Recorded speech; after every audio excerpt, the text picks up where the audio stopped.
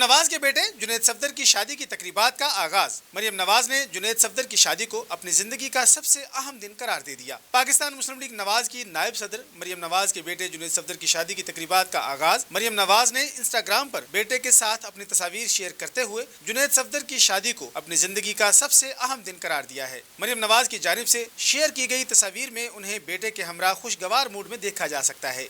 कई लोगों ने इन तस्वीर पर खुशगवार हैरत का इजहार करते हुए मरियम नवाज को बेटे की बड़ी बहन करार दिया और साथ ही लिखा कि कोई इतना खूबसूरत कैसे हो सकता है। मरियम नवाज ने बेटे की शादी की तकरीबात के आगाज पर तस्वीर शेयर की। वहीं सोशल मीडिया पर जुनैद सफदर की शादी की तकरीबात की वीडियोस और तस्वीर वायरल हो गयी। वायरल होने वाली वीडियोस में मरियम नवाज को बेटे के हमरा दुल्हन आयशा सैफ के घर मेहंदी लेकर जाते हुए भी देखा जा सकता है। जुनैद सफदर और आयशा सैफ ने रवां बरस अगस्त में लंदन में निकाह किया था और उनके निकाह की वीडियोस और तस्वीर भी ऐसे ही वायरल हुई थी।